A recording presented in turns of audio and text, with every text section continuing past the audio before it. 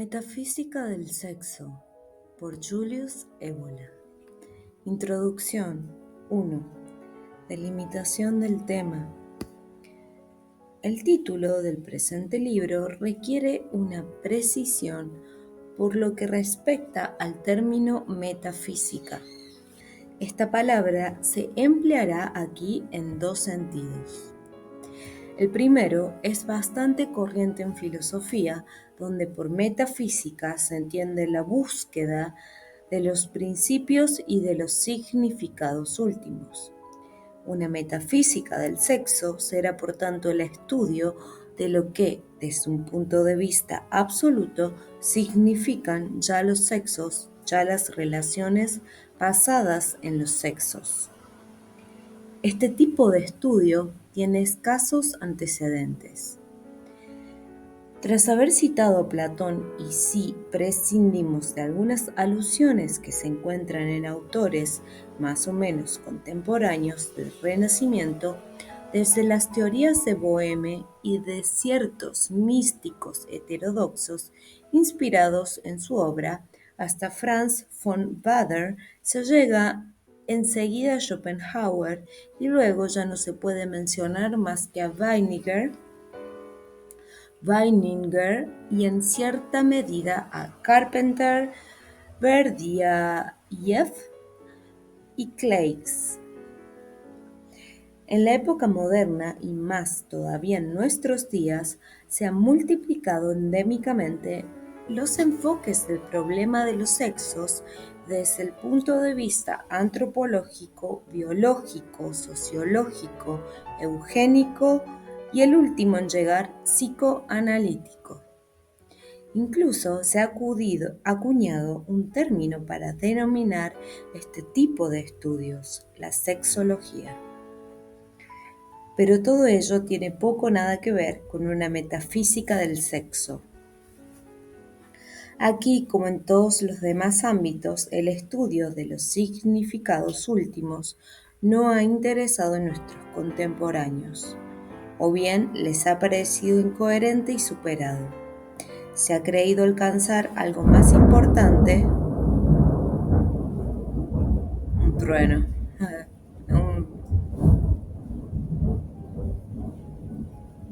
Se ha creído alcanzar algo más importante y más serio, manteniéndose por el contrario en el plano empírico y más estrechamente humano.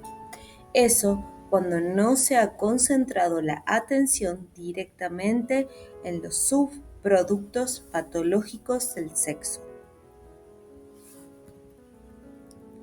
Esto vale también en gran medida para los autores de ayer y de hoy que han tratado del amor más que específicamente del sexo.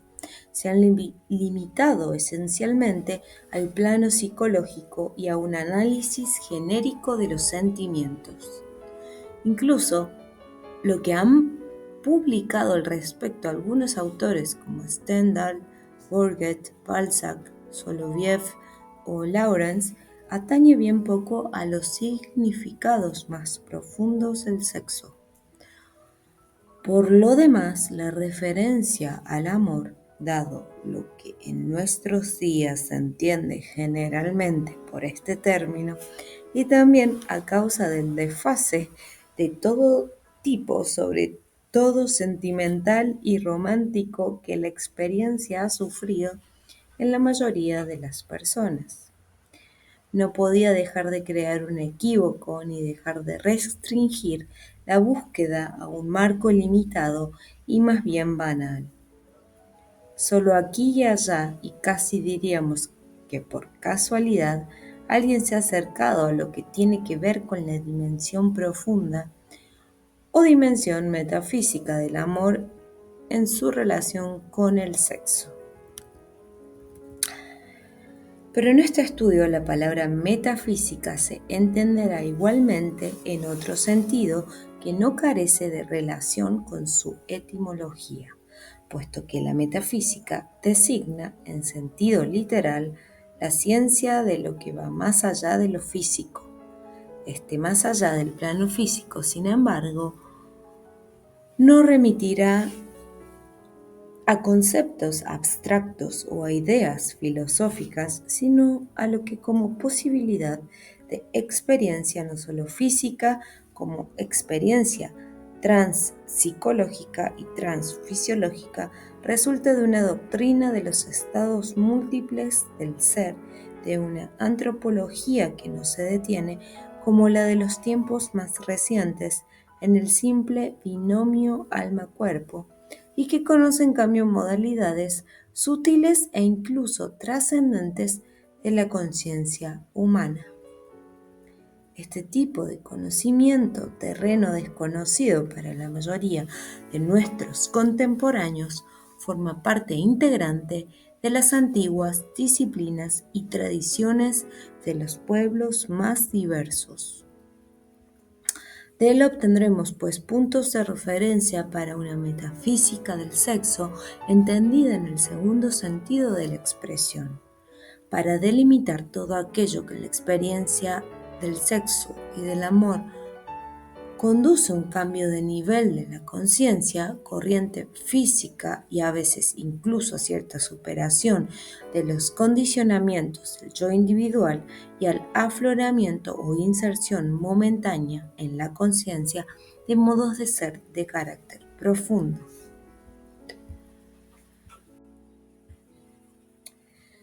Que en toda experiencia intensa del eros se establece un ritmo distinto, que hay una corriente distinta que impregna y que transporta o que suspende las facultades corrientes del individuo humano, que se producen aberturas a un mundo distinto.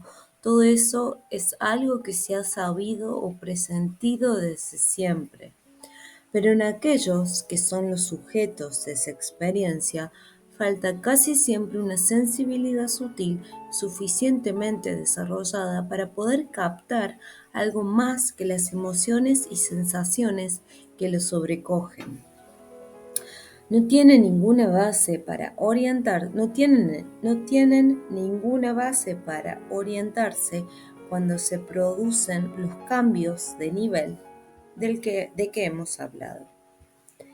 Por otra parte, a los que convierten la experiencia sexual en estudio científico, refiriéndose para ello a otros y no a ellos mismos, no se les presentan las cosas más favorablemente en lo que se refiere a una metafísica del sexo, comprendida en segundo sentido particular.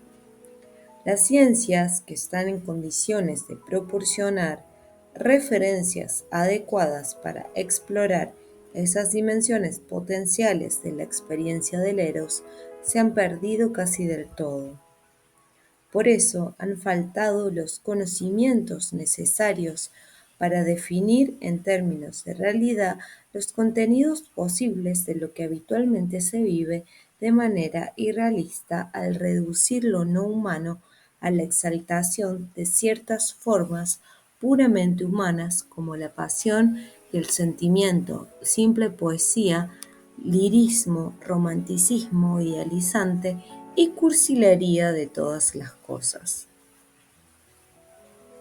Estas observaciones se refieren al campo erótico que podemos llamar profano, que es prácticamente el único que conocen el hombre y la mujer del occidente moderno, y también el único que tienen en consideración los psicólogos y los sexólogos de nuestros días. Cuando indiquemos los significados más profundos que se esconden en el amor en general e incluso en el acto crudo que lo expresa y lo realiza, ese acto en el que se forma un ser múltiple y monstruoso, en el que se diría que hombre y mujer buscan humillar, sacrificar todo cuanto hay en ellos de hermoso. En palabras de Barbusse, tal vez la mayoría de los lectores no se reconozcan en todo ello y piensen que no se trata más que de interpretaciones completamente personales, imaginarias y arbitrarias, abstrusas y herméticas. Las cosas solo tendrán esta apariencia para los que consideren absoluto lo que por regla general observan en nuestros días a su alrededor o bien lo que experimentan ellos mismos. El mundo del Eros, sin embargo, no ha comenzado en nuestra época y no hay más que referirse a la historia, a la etnología, a la historia de las religiones, a la sabiduría de los misterios, al folclore y a la mitología para darse cuenta de que hay formas del Eros y de la experiencia sexual en las que se reconocieron e integraron unas posibilidades más profundas y en las que se ponían suficientemente de relieve unos significados de orden transfisiológico y transpsicológico como los antes citados. Este tipo de referencias bien establecidas y unánimes en las tradiciones y civilizaciones, sin embargo muy distintas, permitirán rechazar la idea que pretende que la metafísica del sexo es un simple capricho. Lo que hay que concluir es otra cosa. Habrá que decir más bien que, como por atrofia, algunos aspectos del Eros han pasado a estado latente, se han vuelto indiscernibles en la aplastante mayoría de los casos y que de ellos no quedan en el amor sexual corriente más que rastros e indicios. De modo que para poder ponerlos de relieve hace falta una integración, un proceso análogo al que en las matemáticas representa el paso de la diferencial a la integral. En efecto, no es verosímil creer que en las formas antiguas del Eros, a menudo sagradas e iniciáticas, hay algo inventado o añadido que no existía en absoluto en la correspondiente experiencia amorosa. No es verosímil pensar que se hacía de esta experiencia un uso para el que no se prestaba en modo alguno, ni siquiera virtualmente y en principio. Mucho más verosímil es que esa experiencia a lo largo de las épocas, en cierto sentido, se ha ido degradando, empobreciendo, ensombreciendo o perdiendo profundidad en la gran mayoría de hombres y mujeres pertenecientes a un ciclo de civilización esencialmente orientado a la materialidad. Se ha dicho con mucha razón que el hecho de que la humanidad haga el amor como lo hace más o menos todo, o sea, estúpida e inconscientemente, no impide que el misterio siga conservando toda su dignidad. Carece de sentido, por lo demás, objetar que ciertas posibilidades y ciertos significados del Eros no se han observado más que en casos excepcionales. Son precisamente estas excepciones de hoy que además hay que referir a lo que en otro tiempo tenía un carácter claramente menos esporádico, las que proporcionan la clave para comprender el contenido potencial profundo e inconsciente incluso de lo profano y de lo no excepcional. Aunque en el fondo solo se refiere a las variedades de una pasión de tipo profano y natural, tiene razón Mauclair cuando dice: en el amor se llevan a cabo los gestos sin reflexionar, y su misterio solo es claro para una ínfima minoría de seres. En la masa innumerable de seres de rostro humano hay muy pocos hombres, y de entre esta selección hay muy pocos que penetren el significado del amor. Aquí, como en cualquier otro ámbito, el criterio estadístico no tiene ningún valor.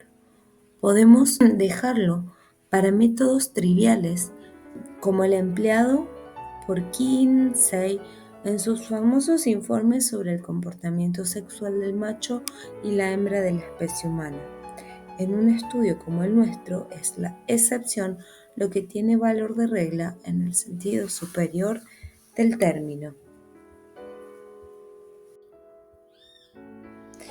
A partir de ahí ya podemos delimitar los ámbitos en los que se centrará nuestro estudio.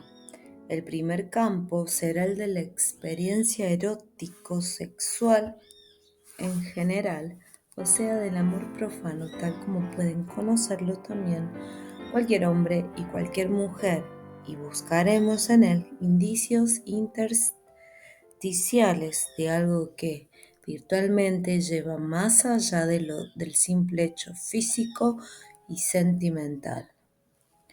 El estudio puede arrancar de numerosas expresiones constantes del lenguaje de los amantes y las formas recurrentes de su comportamiento. Esta materia, pues, nos la proporciona la vida de cada día. Basta considerarla con otra luz para que de lo que parece más estereotipado, más trivial y vacío, podamos extraer ciertas indicaciones interesantes.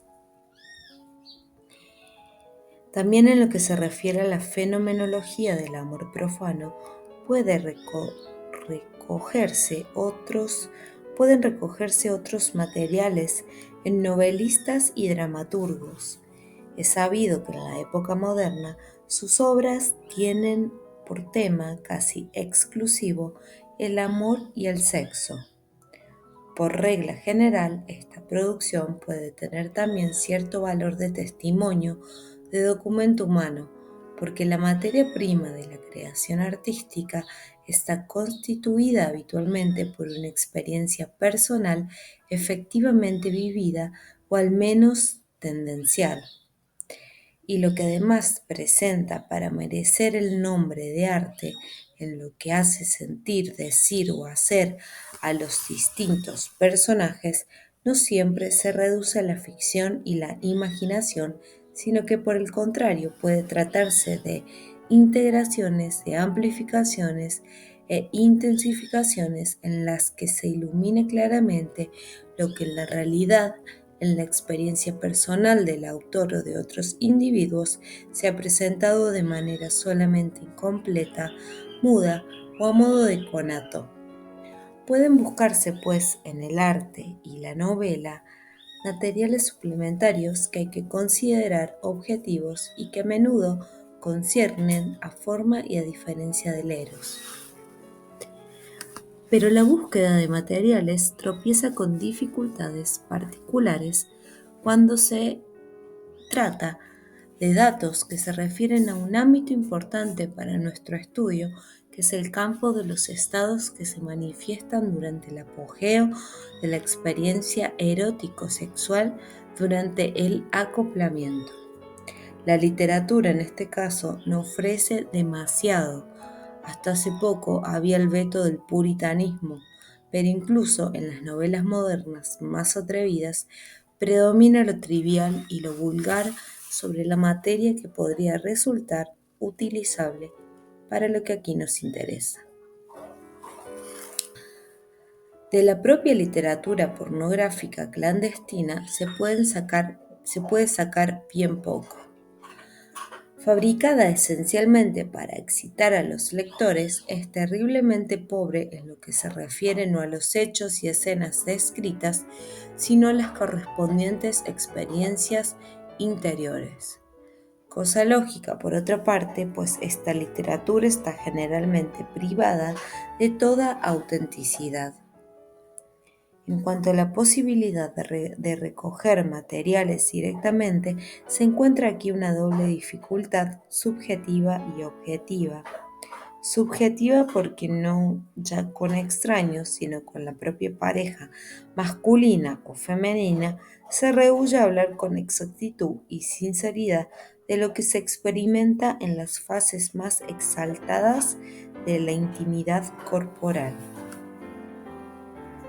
Y dificultad objetiva porque esas fases corresponden muy a menudo a formas de conciencia reducida y es lógico que sea así en la mayoría de las personas hasta el punto de que cabe que no se recuerde lo que se ha sentido y ni siquiera lo que se ha dicho o hecho en esos momentos cuando estos se desarrollan en sus formas más interesantes. Hemos podido constatar precisamente que los momentos cumbres de la sexualidad, extáticos o frenéticos, suelen coincidir con interrupciones más o menos profundas de la conciencia en los amantes, de donde estos vuelven en sí como vaciados, o bien lo que es pura sensación o emoción paroxística termina por confundirlo todo.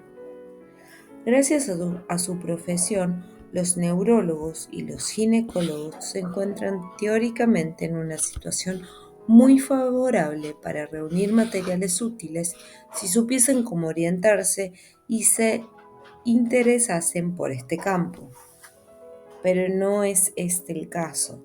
Con extremo buen gusto, la escuela positivista del siglo pasado llegó a publicar fotografías de órganos genitales femeninos para establecer peregrinas correspondencias entre mujeres delincuentes prostitutas y mujeres de las poblaciones salvajes. Pero presentar una colección de testimonios de tipo introspectivo sobre la experiencia interior del sexo parece no tener ningún interés para ellos. Por lo demás, cuando en este campo intervienen pretensiones científicas sexológicas, los resultados suelen dar en general muestras de una incompetencia más bien grotesca, y es que aquí, como en otros campos, la condición previa para comprender una experiencia es conocerla ya personalmente de manera adecuada. Havelock Ellis ha destacado con razón que las mujeres que muy seria y muy sinceramente escriben libros sobre estos problemas sexuales son a menudo las últimas a las que habría que dirigirse como individuos representativos de su sexo. Las que más saben son las que menos han escrito. Diremos más, las que más saben son las que no han escrito nada en absoluto, y la cosa naturalmente vale también en gran medida para los hombres. Finalmente, en cuanto al ámbito del eros profano, debemos repetir que la disciplina que más recientemente ha hecho del sexo y de la libido una especie de idea fija, o sea, el psicoanálisis, no nos interesará demasiado debido a los objetivos de este estudio. Solo podrá ofrecernos indicaciones útiles de manera episódica. Por regla general, sus investigaciones se han visto falseadas desde el punto de partida por sus propios prejuicios y por su concepción absolutamente desviada y contaminadora del ser humano. Incluso puede decirse que precisamente porque hoy el psicoanálisis, mediante una inversión casi demoníaca, ha puesto de relieve una primordialidad infrapersonal del sexo, hay que oponerle otra primordialidad metafísica, de la cual es degradación la primera. Esa es la intención fundamental de este libro. Todo esto, pues, en el ámbito de la sexualidad corriente, diferenciado o no, la cual, como se ha dicho, no debe identificarse sin más con toda sexualidad posible. Hay en efecto otro ámbito mucho más importante para nosotros, que es el que corresponde a las tradiciones que han conocido una sacralización del sexo, un uso mágico, sagrado, ritual o místico de la unión sexual e incluso de la orgía, a veces en formas colectivas e institucionalizadas. Fiestas estacionales, prostitución sagrada, hierogamias, etc. Los materiales de que hemos dispuesto a este respecto son bastante extensos, su carácter retrospectivo nada quita su valor. También aquí todo depende de la posesión o no posesión de los conocimientos adecuados para proceder a una interpretación justa sin considerar todos estos testimonios, como lo hacen prácticamente sin excepción los historiadores de las religiones y los etnólogos, es decir, con el mismo interés neutro que puede experimentarse por objeto de museo. Este segundo campo, con su fenomenología referida a una sexualidad que ya no es profana, admite a su vez una división que puede hacerse corresponder con la que existe entre exoterismo y esoterismo, costumbres, corrientes y doctrina secreta. Si dejamos de lado ciertas formas de práctica sexual, la más conocida de las cuales son el dionisismo y el tantrismo populares, así como los diversos cultos eróticos, ha habido medios que no solo han reconocido la dimensión más profunda del sexo, sino que han formulado técnicas a menudo dotadas de finalidades clara y expresamente iniciáticas. Se ha considerado un régimen particular de la unión sexual que podía conducir a formas particulares de éxtasis y que permitían vivir anticipadamente la experiencia de lo incondicionado. Existe documentación referida a este campo especial y aquí la concordancia bastante visible de la doctrina y los métodos en las distintas tradiciones es muy significativa. Considerando estos distintos ámbitos como parte de un todo que se completan y se esclarecen recíprocamente, la realidad y el sentido de una metafísica del sexo quedarán suficientemente claros. Lo que habitualmente los seres humanos solo conocen cuando se sienten atraídos el uno por el otro, cuando se aman y se unen, serán restituido al conjunto más vasto, del que todo ello forma parte principalmente. A causa de circunstancias especiales, esta obra representará poco más que un esbozo. En nuestros libros hemos tenido ya ocasión de hablar de la doctrina esotérica del andrógino, así como de las prácticas sexuales de las que es fundamento esta doctrina.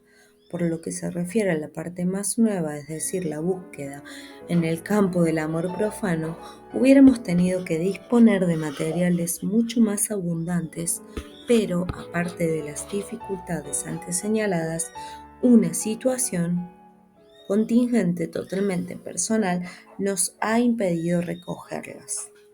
Con todo, habrá las suficientes para indicar una dirección y para dar una idea de conjunto.